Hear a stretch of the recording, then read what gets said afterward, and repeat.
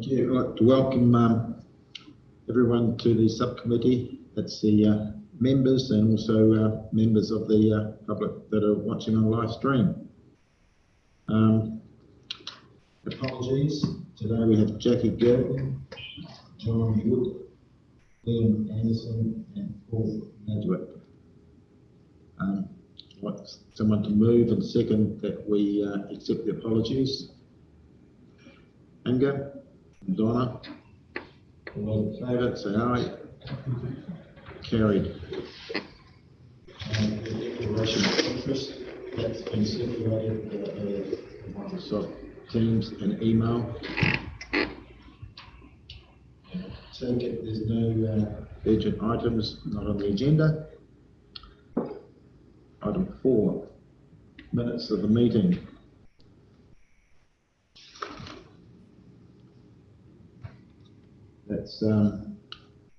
That's the meeting of 7 March 2023. Someone like to move and second that the minutes of the Cycling and Walking Subcommittee meeting held on 7 March 2023 be confirmed as true and correct record of the meeting. Thank you. Second. All those in favour, say aye. Carried. Item 5, action list. It's read out by Scott Baxendale, Group Manager.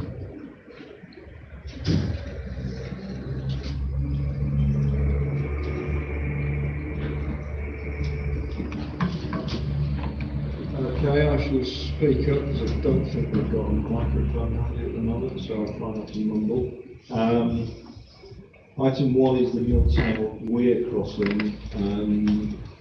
The business case that we put to MD was declined, but there are still conversations happening between the Chief Executive and Wellington on how we might keep that proposal alive and have a way forwards. Item 2 and 3 I would like to take together because they do cross each other. One is the Honeyport Historic Bridge highway crossing, the other one is the trail exiting into State Highway 6. Two elements to this. One is a discussion that we are continuing to have with NZTA about the access way.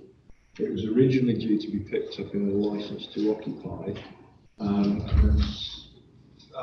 sort of supplementary to that, they came back and said, no, we can't just issue a licence to occupy because it needs to be put up in the view of how the trail impacts the highways. And then it's gone quiet. We've raised this now on a number of occasions with NZTA, and we raised it at the last liaison meeting, which was about a month ago, and we've raised it again this week with them more formally by email. If we don't get a response, to be honest, I'm going to have to take it up with somebody more senior within the organisation to get that. The second element of this is around health and safety, and we are in the process of undertaking a hazard review, and that's now being picked up in partnership with the Council's Health and Safety Lead, who's taken that on board, and that will involve new reporting frameworks that allow us to capture everything that happens. One of the challenges that we do find is we're not actually getting evidence in a quick time frame, which means you can't necessarily remediate matters straight away. So moving further down, the Pine Tree Road connection, there's a report to come to this committee at a later date. In terms of reference update, that's now completed and circulated, so that can now come off. And then finally, there's a track realignment behind the racecourse. We've got an action to investigate a proposed realignment at the racecourse near Brickfield Road. There's a whole series of conversations going on around the racecourse at the moment through stakeholder groups, and we will collect that proposal amongst other things that we're doing. And I'm quite happy to take any further questions. Get my name off that Pine Tree Road one, and they put yours or card. So I'll just speak up. I didn't quite hear that, Ingrid. Put my name against the Pine Tree Road, which I raised a while ago. but it's back in the council's work or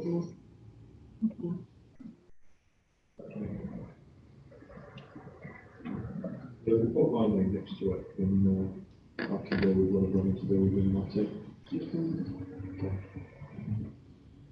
So through the chair, as I'm a new member, can you just give me some background as to where we go next with the weir crossing? Yeah, probably one for the chief executive. So I'm aware that the easement, high water bypass, is not really a permanent easement. So I guess we still have to find a solution at some point. I think you'll find that's incorrect. There is a permanent easement through that area. There are challenges with the weir crossing. We do have the divert of high water route through the grace of Tim and his team, allowing us to go across the bridge down the below, which is primarily our alternate route. The challenge we have managing the weirs has been timely to be able to get to the weirs if there's an event to ensure it's closed in time. In discussion with our MB colleagues, we did put an application in to divert around the weir completely. We declined that, so we're back discussing other alternative arrangements at the moment. There has been some work done by John, Dave Ritchie, and I think Jeff Gabbity's in the past around permanent fix to cross the weirs, which is obviously looking at a swing bridge installation. That hasn't been pursued at this stage, considering we have an alternative. It's costing money.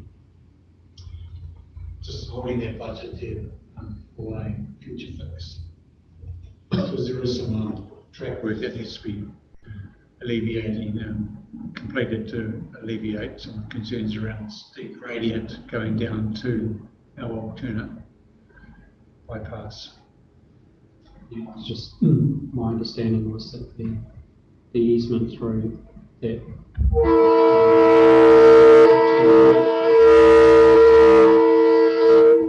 was only a 12-month easement as opposed to The alternate route. yeah, through Michael's property. I'll have to investigate. I thought you meant the top part. No, I just, my understanding is that the easement across Mike's property for the high water part of it was only a 12-month initial easement. The trail easement is permanent. Just be with. I'll investigate that as a follow-up action for that.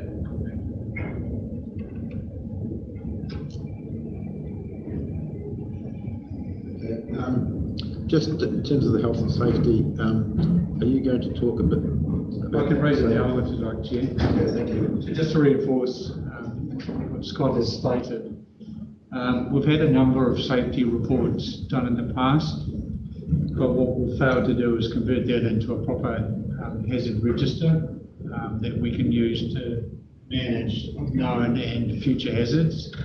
So we are stripping out all of the known hazards from previous reports, and also identifying what we could perceive as new hazards that need to be included as well. From there, we'll do our critical assessments on those hazards and determine, based on priority, what future capital works are required to address those hazards. So that work is started. It is quite a big piece of work, considering it's 100 kilometres of trail. Some of the hazards will be grouped in as a lump sum hazard, but there are some strategic structure hazards independently that will need to be pulled out and evaluated.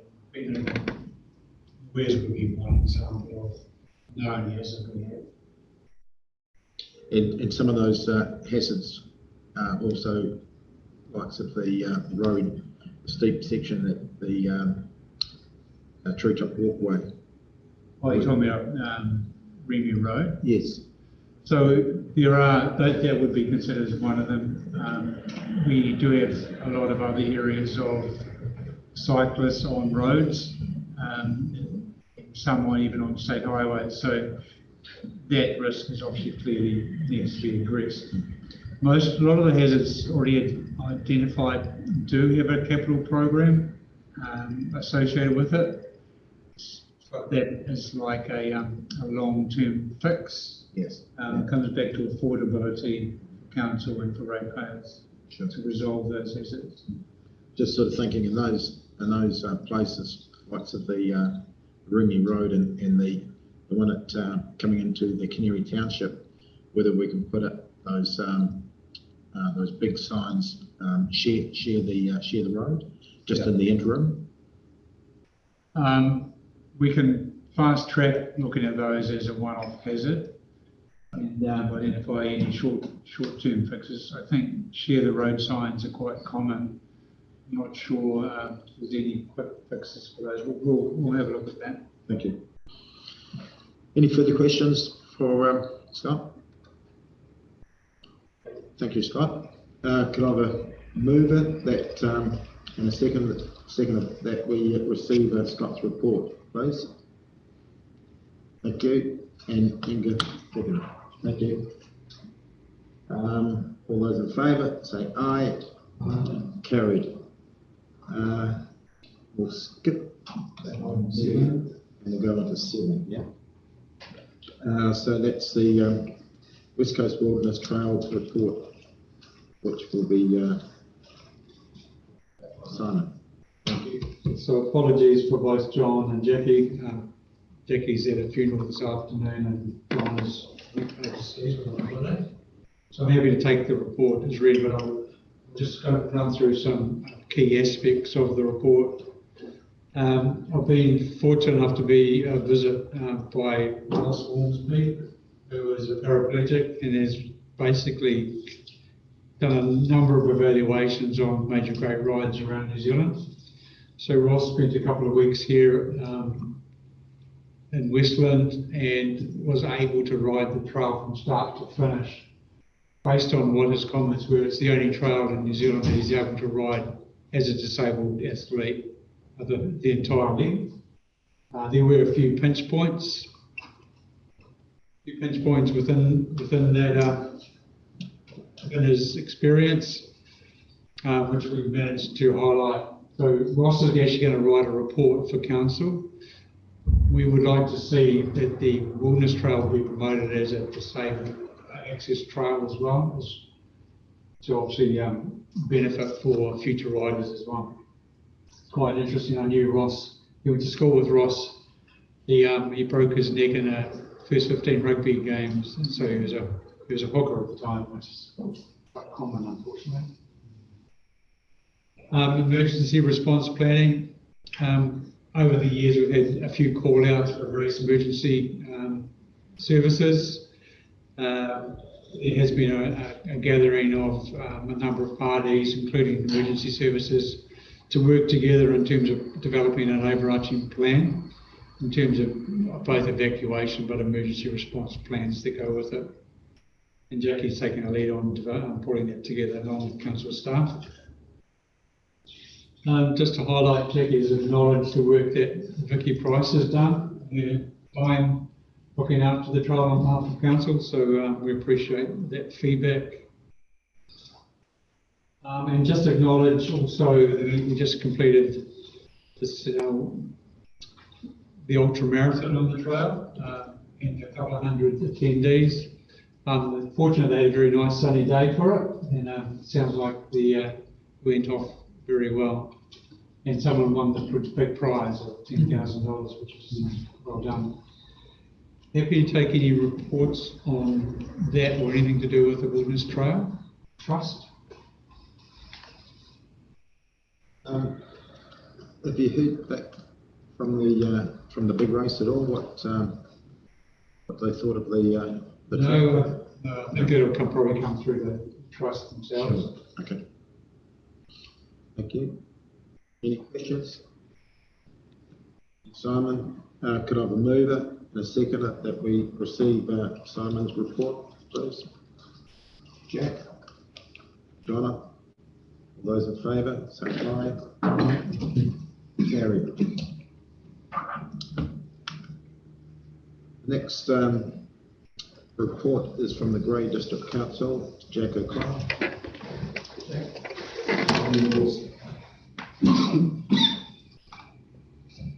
Thank you. I'll take the report as been read, but also just highlight a couple of things that are in there. The visit of Rod Tolley, which the walking and cycling connectivity expert, visited the below, the Grey and the Western District, but I think it's actually going to be a really good eye-opener to the councillors and the mayor and the council staff that attended, just to view things through a different lens. And with the redevelopment of the Grey CBD at the moment, quite a lot of action going on with buildings coming down and new buildings going up and potentially others coming on board. There's been quite a lot of sort of thought process going in around how that is going to dictate how we do it. We've already got the 30k speed zone in that space. We're looking at bike stands, which is critical because at the moment there's just nothing for us in that sort of space. So we want to make it that whole user-friendly sort of space, link it into the flood wall, which is part of the wilderness trail, obviously. And going forward, we've actually touched on looking at some tourism infrastructure funding for urban trails. So again, the idea is that if we can actually link some of the small parts that are in and around Greymouth in particular, it might keep people in town for just that extra day or so that we can actually share that. But also it's adding to the off-road commuting options for the locals. So investment in that, while it's not sort of a council budget line at the moment, we are looking for options in this tourism infrastructure fund to the likes of those.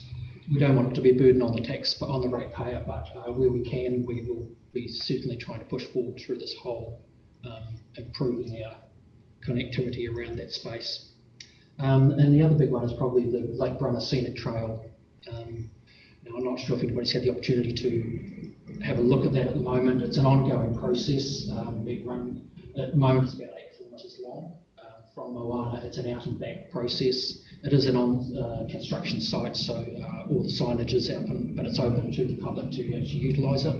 Eventually that will end up at Mitchell's, and then of course from Mitchell's it can link into the cycle trail through the roading process. So they're at the stage where they did receive some of the Three Waters funding from Grey District Council to contribute to that project. They're at the stage now that we're stage 3. We're looking at continuing that through a lotteries grant.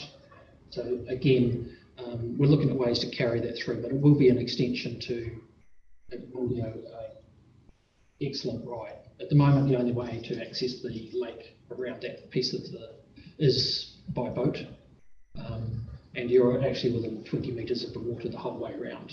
So I've done it myself, so that's quite exciting to be doing that. The Shantytown Trail extension from the Wilderness Trail, it is in our long-term plan, council's long-term plan. It does have it has been carried forward from last year to this current year, but it is dependent on funding, external funding. It won't be funded against the ratepayer at this stage, but there is background work going on behind the scenes to look at easements and land ownership to make that happen. So it is still on the prospects, and hopefully there'll be a nice addition to what to the trail. And again, any of these that can keep people in town actually is going to help us out with bed nights and that process. So that's probably just a really brief rundown of what we've got at the moment. Happy to take any questions. Just Jack, that one at Mitchell's. Whereabouts is it? Where does it start from Mitchell's? It starts from Moana. It goes right through. It will eventually. That's the plan. So at this stage, it's got an 8 kilometre mile. Well, it was 8 kilometres when I went through it a couple of weeks ago. So they're working their way through it. They've got a small 5-ton digger, I think it is, that they're just pushing ahead as they go, using gravels from the area, so they're not having to fly them in or anything like that. Through Bain Bay and is that, Yeah. have I got it right? Gee, that'd be really good, eh? Oh, it's awesome. It's spectacular, and you can access it anywhere along there. If you get the chance, and there is actually a link to it on that report, so just some of the updates that they've got going on. Great stuff. Just a comment, really. We talk about, you mentioned a burden on the ratepayer of urban trails. I think if we all start trying to change the language that we use so that actually they're seen as a huge benefit to the ratepayers rather than a burden. I know what you're saying, I know what you mean, but we change the way it's mentioned. Yeah, no, I accept that, but at the moment we've got a 5.7% average rate rise. We are facing a lot of that criticism, having just done the submission, the drop-in sessions with them. They are telling us that they see that any cost is actually, they're struggling with it at the moment. So that's why probably I'm using that sort of language. But I understand we do need to change that because it is a really positive approach to it. Yeah, and we don't use that language for our refuse collection, do we? Which is also comes at a cost. Yeah, I like it. Yeah. Thank you. Thank you. Any further questions for Jack? Thank you, Jack. Can I have a mover and a second? I think we send Jack a nice report from the Great District. Oh, we've got heaps, eh? We've got Come on, Jack. Thank you. All those in favour, say aye. Aye. Carried.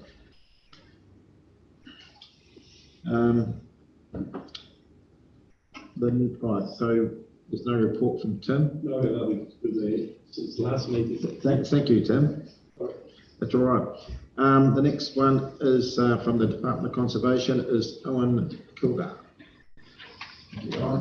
Kia koutou. Apologies for the somewhat brief report this time. The team's been very occupied in the field, which leaves me scratching my own memory to know what they've been doing.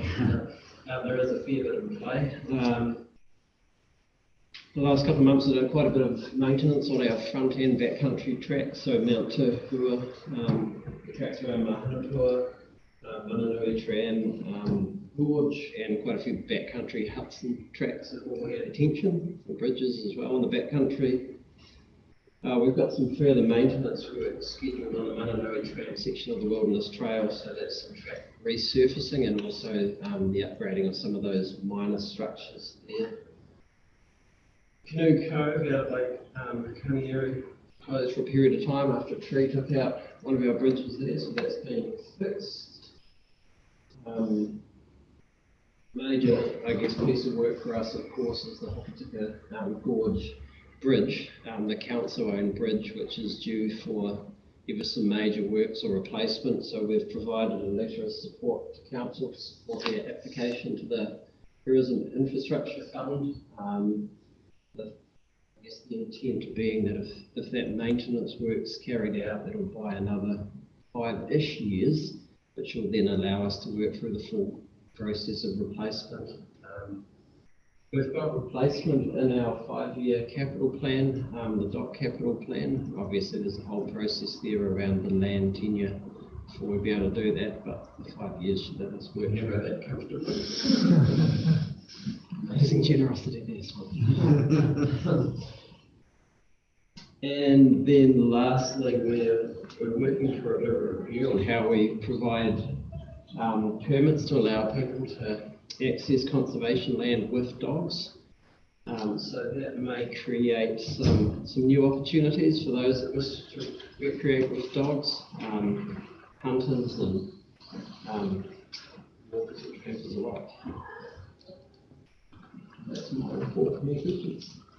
That's good. I mean, it's really good to see you sort of working in so closely with the council on that gorge track. It's a huge part to Westland, and it's a global asset. So it's great to see that we're combining well and working well together on it. Any questions? Yeah, you go ahead. Through the chair, the Mananui Tram, what specifically are you looking at in terms of upgrades? So some of those minor bridges, to replace them with, There's a section from the top of the tram through to the eucalyptus that's got some various issues along there. There's the little bridges, the approaches to them are pretty much worn out. So there's potential for pinch flats and big wheels. yeah, that's certainly the stuff we're looking at. There's a rock sitting in the middle of the track that's been there for years and it's getting pushed further and further out. There's roots across that downhill section. And there's a little twisty bit that's getting progressively worse. So through my contacts through QB Tudies, that does come up as a little tricky area. Yes, and I'd endorse that very much. I did it yesterday morning, I had the same feeling. I mean, it's all right for me, I don't mind it. Those are the bits that we're looking to address, so changing some of those structures, certainly improving the approaches so that they don't just scour out quickly like they do. Yeah, the rocks on the radar. Yeah. Is it quite large? Yeah, it's right in the middle of the track. It's a big hump and you have to go. Will this be the one that, Ross, is it Ross, Ormsby? Ross? Yeah, I think he had trouble at one point, he couldn't get through. Yeah, probably. It's narrow and it's right in the middle of the track. Oh, I just listen about the dogs. I should probably know this, but at the moment on the Wilderness Trail, the parts that go through the PCL are not allowed dogs. Oh, I don't know if I could answer that off the top of my head, actually. Some of it's within scenic reserve, so no, that wouldn't currently be permitted. So it's just not an issue, so no one's changed it or. They may be permitted in the future, but we have to bring the impact on the Wilderness Trail. That's the main, I guess, point we're looking at is currently we don't permit dogs on scenic reserves, whereas legislation does allow for that. So that's what we'd be considering. That'd be correct. Yep. Yes, Jack. Through the chair. Just you mentioned the dogs around in the Hokitika district. Have you talked with the Grey district, considering the same sort of process for the Grey district? Yeah, we're having a discussion, I guess, regionally as to whether we apply a across the region approach, or currently it is district by district. Well, no, I think it's a great idea. I mean, there's a large number of the community with dogs, and also tourists who plan their trips around where they've got accessibility to use their dogs. So again, thinking about the bigger picture, I think we can really actually, take the lead on this, so to speak. I can see the bird lady over there grimacing. I'm so worried. Just a note again through the chair. When the cycle trail went through in the Greymouse area, went through penguin habitat, they're not conservation land, but immediately penguins were being killed by loose dogs that were just allowed to roam free from homes, and they just had a new route to kill things. So just I assume you'll be taking all those things into account, leads, control of dogs, all that kind of thing. The number one consideration is the ecological impacts on biodiversity. So if we were concerned about that, then we may not know, but it doesn't know. Just in terms of the what you were talking about, Steve, the damaged track. If they provided, if someone provided sort of photos of where it was, would that be helpful for you? I think we're probably pretty familiar with the areas. Yeah. No, that's fine. Yeah, that's okay.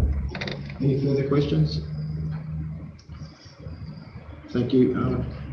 Could I have a mover and a seconder that we receive the report from the Department of Conservation? Owen, Inga, and Tim.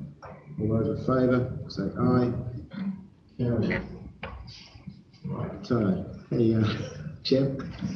With the number 7, we have the Wilderness Trail number 6 it was. Melody Anderson.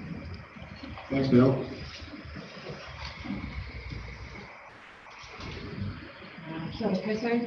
I'm not sure if we've skipped and come back, but apologies for my tardiness today. So I do believe that the report was actually included this time in your, oh there it is, thanks Susie. So just very high level as we do, a few photos and a couple of updates. First one is signage, and a lot of the signage stuff we're doing is actually replacement of damaged signs. They are a target, and people do like to mess with them. Also, installation of no camping signs at the Terramacau shelter over the last, so this report basically covers February to April events that we've been involved in, and some repositioning of, seems to be a lot of sign work over the last wee while. Moving on to culverts and drains. Maybe not, vandalism is next, okay. Are the photos not pulled through? Okay. And there was photos on the next page. There are on there. Oh, good. That's right. You've got them. That's the main thing. Okay, so as has been reported in media, there has been various vandalism along the trail, mainly the Portaloo at Mahanapua, Camp Creek shelter down Ross, which has since, I believe, is it Camp Creek 1 that's been taken care of, and also there's been damage to the Terramacau shelter. I believe we discussed last time also about potentially putting some cameras in certain areas of high risk, but that's still an issue. With the windfall and trees, there's been quite a bit down of varying sizes. Now, I actually bought our map because we use a slightly different way of sectioning off. I think it has been presented previously how we break the track down. But section 14, which is mile markers 63 to 60 in the Round Cowboys Paradise area.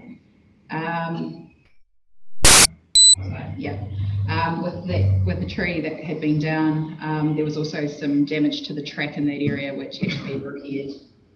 And also a fair amount of smaller debris that is always happens when we have various weather events up and down the coast.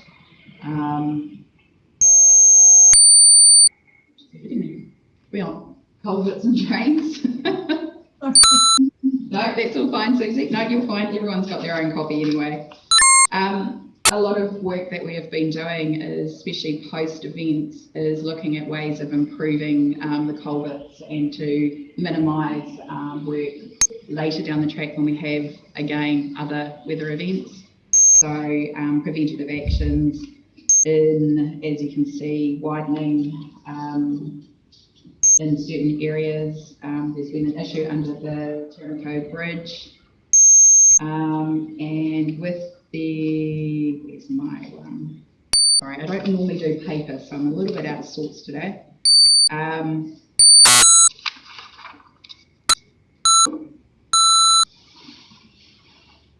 Yeah, so that's ongoing work. So every time a drain is cleared post-event, or if we can see something, there's installation where applicable, where the funding is allowed, to try and widen some of those to keep them wide but freer in the future. Health and safety. Hunters are still getting access on the cycleway on quads. So sections 13, 14 and 15, which is again around Cowboys Paradise, Milltown area. And also this, over the past month, we had to remove a deer from the side of the track in that Milltown area. So it is a concern, and whether or not how we mitigate that, signs, or I don't know how, but that is a bit of an area of concern. Waitania weekend, there was a bit of weather which created scouring in a few sections, and section 14, which is again in that just past Cowboys, or past that Milltown area. Bit of work on the corner. Most of you who ride this track regularly will know which bend that is as you come down and around. Yep.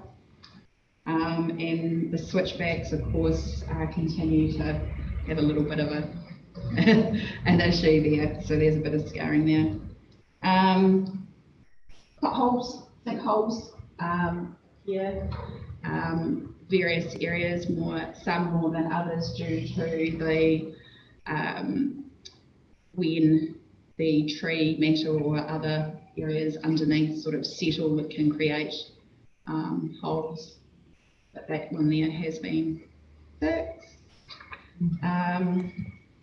Health and safety wise, also as part of our work, we're assisting with emergency service access points as well, which has been an issue.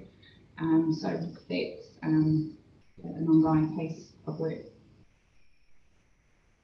That's a quick highlights and picture summary. Thank you, Mel. Any questions from Mel? Stephen? Now, the Ayers Rock, do you think you'll set up completely? Very good question. Ayers Rock has been temporarily repaired, so there's a very narrow path over it, but it's in the downhill section, so you do have to slow down. I guess some riders come flying down and they might not. Yeah. So I just wondered what the hold up is. So from a maintenance perspective, we do that, and if it's anything bigger than that, it's an instruction from council. So I can follow up on that and see. I don't have that information directly in front of me. It may have been approved, but I need to follow that up. Is that storm damage? Yeah.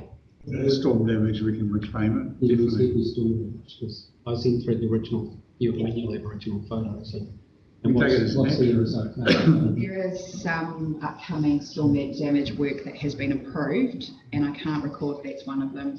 Apologies for that, Councillor. We would definitely like to leverage storm damage.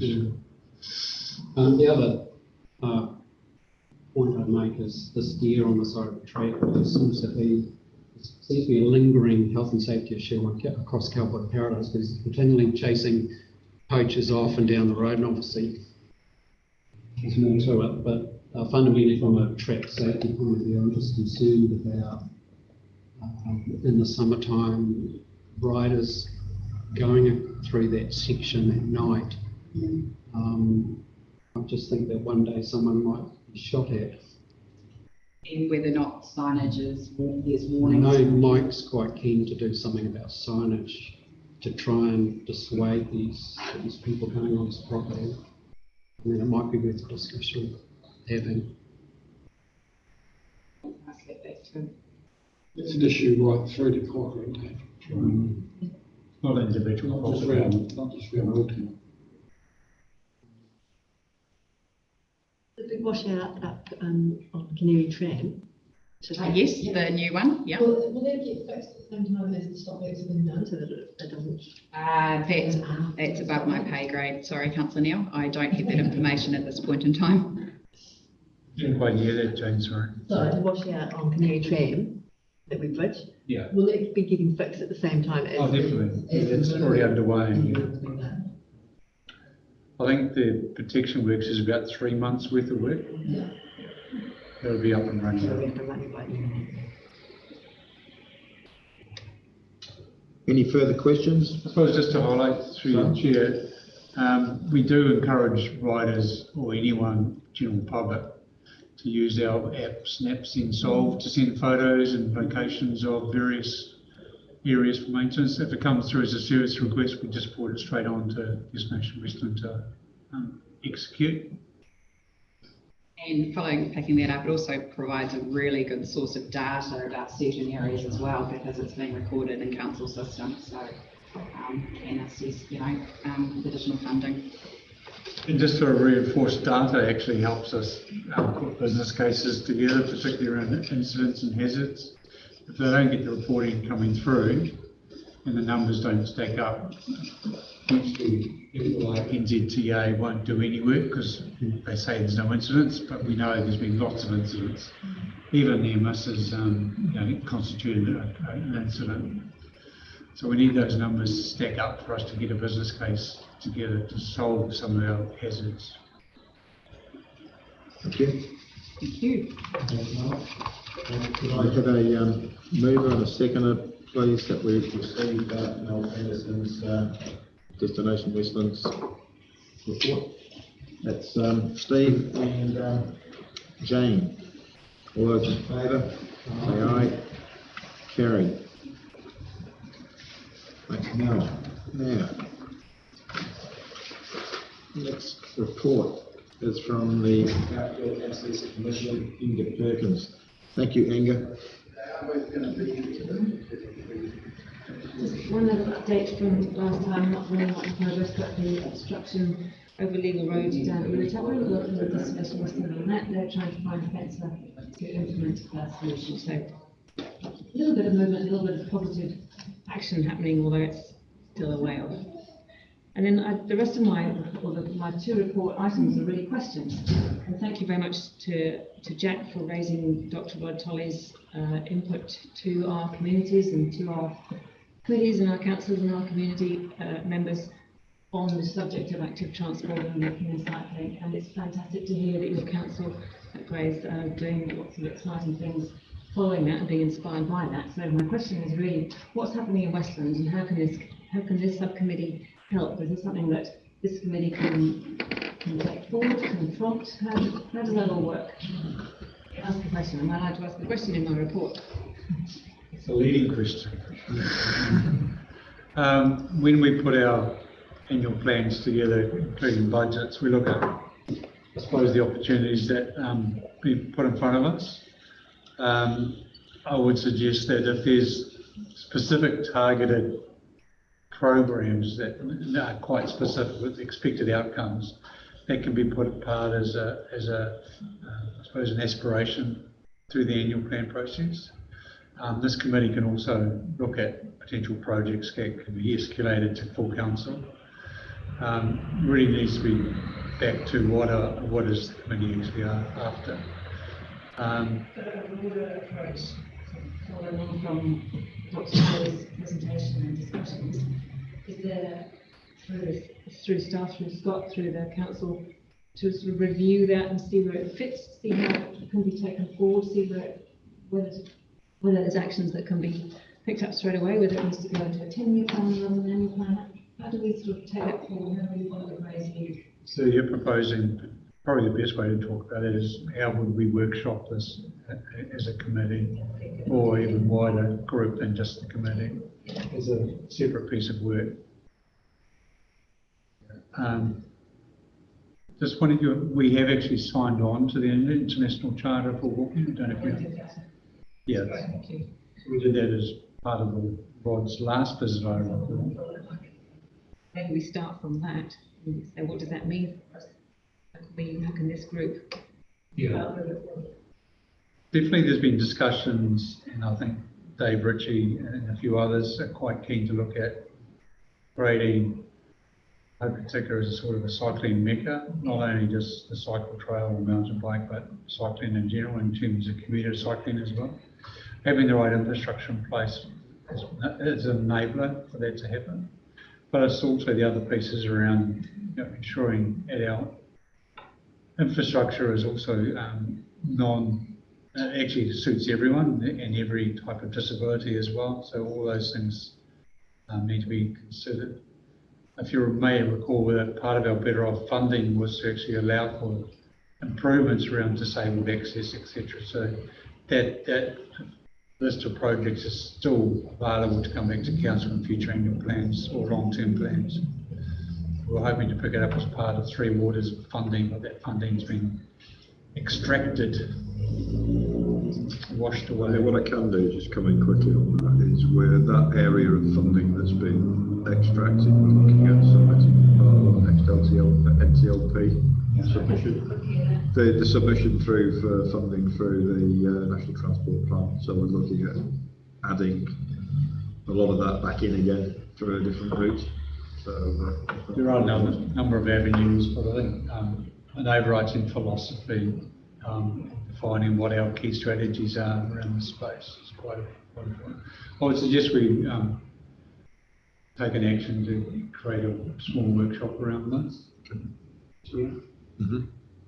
It might fit in with the, or does fit in with the, speed limits around schools and perhaps not just schools, but larger the town or communities on the coast. We are looking at reducing the speed limit 30 close to a school. Actually, there's lots of schools in our town here, and maybe in other towns in our district, and maybe that needs to be broader. So perhaps that is going to come through road safety discussions. But it all fits with that active transport concept, and that goes into my second point. There was a little film just recently at the Big Bike Film Night, a little film of two schools in Australia really promoting that to ensure that their children could get to school by foot or by bike, and ensuring that the parents were comfortable with that, so they knew they were safe to get there. And how can does this subcommittee, how does the council have a role moving that forward as well? It all sort of fits together, but what can we do? Everyone's busy and everyone and we're all busy in our own worlds, but what can be done? How can we pick this up and move it forward? I think if we start with a workshop and actually look at what are the opportunities that are available, what do we have now, what do we would want to go in the gap in between. At the end of the day, we just have to fill the gap up to get there, and it might be a long cycle journey to get there, or a walking journey, but all these puns that go with it, small steps, you know what I mean? But once again, it comes back to affordability for our residents, to ensure that we can, future planning can definitely take a place in this space. If there's spatial planning work that's about to kick off, if new developments happen, how do they integrate in terms of their developments as well? And obviously that includes us as potentially a racecourse site. And I imagine the schools would like to participate. Yeah, the in linking some way of that, because then there's a collective voice. Yeah, and like Chair's already highlighted, making the access way safe to get a bike to the school and away from traffic and away from hazards. So all that plays out, just a case of where do we start first? Thank you. Let's do it. Thank you very much. Any further questions for Aidan? Yeah, I think we need to find a space where we can say, this is what we believe, this is where we want to go, so that next time there is a speed review, we already have got that behind us, saying, well, look, we've got this as a vision, let's use it. If we want these tracks and trails and multimodal, so it facilitates everybody who would like to be using it, whatever level of ability, or bike, foot, wheelchair, everything else like that. We're trying to meet the needs of the biggest potential group of our community, and being ready for when those funding opportunities arise. So rather than saying, oh, what funding, can't do anything, get ready for when there is funding. And sometimes it's reprioritising funding that's already there as well, isn't it, actually? Because the bigger benefits are wide benefits to the community, from health, from economy, from all sorts of things. Thank you. Could someone move and second and receive the report from Jack and Jane? All those in favour say aye. Aye. Carried. The next report is from John Strange. Thank you, John. Thanks, Paul. So my report is on behalf of Liam Anderson for the Mountain Bike Club. Our activity since the last meeting has been providing supporting information and letter of support for the Tourism Industry Infrastructure Fund at the funding application for the Blue Spur Heritage Loop realignment. So it's the rise up to Brookfield Road, as I understand. As part of that, we prepared a conservative volunteer hours input to the Blue Spur Forest that we are excited to have and create on Ngaitahu forestry land. And that was around 10,000 hours over 12 years. So it's been nice to actually have a reason to run those numbers.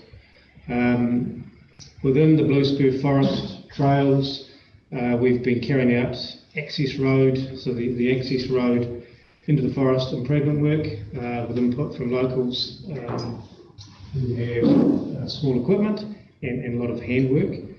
A lot of general trail maintenance as we head into the winter period, and we are actually planning a new entry exit trail. It's a very easy grade, which we believe will be a bit of a game changer for general access and alleviate one of the concerns that a number of the locals in the area, the residents, have of lots of car movements in and out of the forest. So our aim is to create more of a desire for parking at the bottom on Ridge Cox Drive and make it very easy to ride in and out. And part of that, we're starting to initiate conversation with council about using some road reserve extensions through to the Naitahu block and general landowner stakeholder comms. So that's all moving quite positively, and the club's very excited about that, as are the locals in the area. In the Hokitika area, club members continue to do maintenance work on the airport track, so around the top, so drainage and veg clearing, Skylar, the wee mountain bike track off that, and the pipeline track that continues through on Brookfield to access the Bluespur area. And within the dock estate, Lake Canary track, our resident trail rider and observer continues to do general small maintenance as he does his rides, and has a couple of key things. So our local, our resident, provides good data back that we can feed through the department, and does general work to clean lines through creeks and things as they get washed out from time to time. So it's, that keeps it as a more rideable trail, which we think is quite cool. That's my report. Any questions for John? Impressive number of hours. Well done. Thank you. About the Brookfield one, a letter in support of. We provide a letter in support for the TIF funding application. Yeah. Yeah. We see that as sorry, it's a good question. We see that as a fundamental part of providing safe, easy, desirable way to go there. At the moment, it's a turn off, the steepness. The work that council's done recently to clear through to there is fantastic. The piece to degrade that, to de-steepen it, will completely change, I think, the desire for people to use it. And that's going to be great for urban travel, for that community to link to town safely, and also for tourism or for locals riding. So that's going to be massive as part of the loops, the internal town loops. Good.